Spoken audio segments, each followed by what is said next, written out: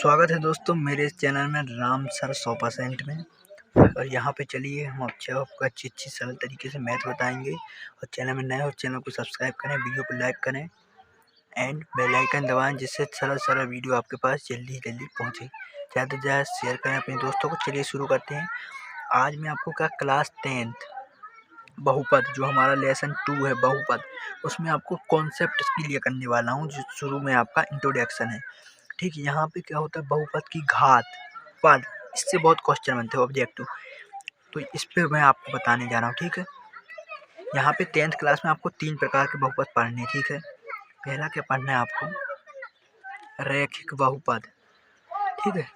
पहला आपको पढ़ना है रैखिक बहुपद। पहला टॉपिक आपका रैखिक बहुपद है। दूसरे में आपका पढ़ना है क्या, द्विघाती बहुपद,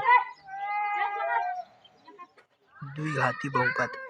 और तीसरा अपना क्या है, तीसरा आएगा अपना क्या, त्रिघाती बहुपद, त्रिघाती बहुपद। ये हमको 3 टॉपिक यहाँ पे पढ़ना है।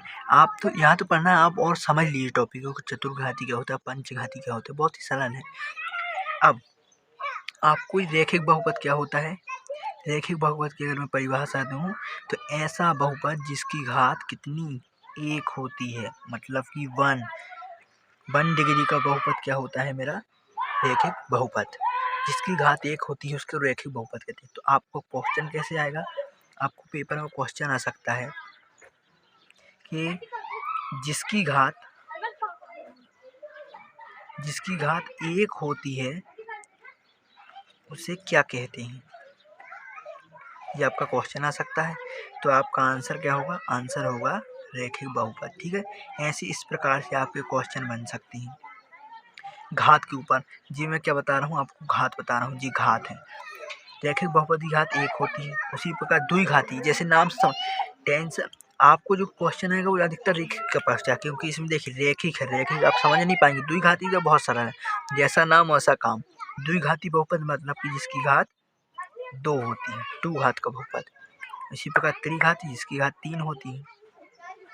इस प्रकार आगे जितने भी बहुपद हैं उनकी जो नाम है वही घात होगी, ठीक। घात में बता दी। तो यहाँ पे मेन क्या है, नाम पता होना चाहिए, रैखिक, द्विघाती, त्रिघाती, चतुर्घाती। आपको घात पता होनी चाहिए। रैखिक बहुपद की घात 1 होती है, द्विघात की 2, त्रिघात की 3, ठीक है। अब ये तो सरल था। अब यहाँ पे देखिए आपको क्या पूछ लेता है, पद पूछ लेता है, पद, कि भाई रैखिक बहुपद के कितने पद होते हैं। तो आप क्या 1 लगाएंगे, नहीं, ये गलत होगा, गलत हो जाएगा। आपको क्या करना है, रैखिक बहुपद, ये याद रख लीजिए दोस्तों, ये मेन कॉन्सेप्ट है कि रैखिक बहुपद कितने, 2 पद होते हैं, 2, ठीक है। रैखिक बहुपद की 1 घात 2 पद और द्विघात की 3 पद। मैं आपको ये कॉन्सेप्ट बता रहा हूँ, ठीक है। त्रिघात के 4 पद। तो आपको समझ में आ रहा है, जितनी घात है उससे 1 ज़्यादा पद होता है। 1 घात है तो 2 पद होंगे, 2 घात है तो 3 पद होंगे। मैंने कहा भाई 100 घात है तो 101 पद होंगे, ठीक है जी, समझ गए। तो इस पे से आपके क्वेश्चन बन जाते हैं। चलिए मैं आपको उदाहरण बता देता हूँ। फर्स्ट, रैखिक बहुपद का क्या उदाहरण होगा, मान के चलिए 2x + 3, ये मेरा क्या हो गया, रैखिक बहुपद, ठीक। इसकी घात कितनी, x की घात 1, चर की घात देखिए आ जाएगा, चर की घात 1, ठीक है। इसी प्रकार दूसरे का देख लीजिए, द्विघाती बहुपद मतलब 2x² + 2x + 3, ये मेरा द्विघात बहुपद होगा।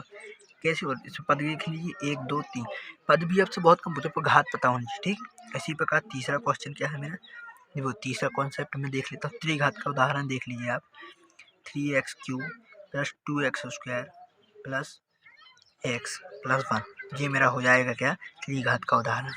तो ये आपको उदाहरण भी अगर लिखने को जाए कि भाई रैखिक बहुपद के 2 उदाहरण लिखिए तो आप बता सकते हैं, ठीक है। तो इसी प्रकार मिलते हैं अगली वीडियो में। Thank you for watching.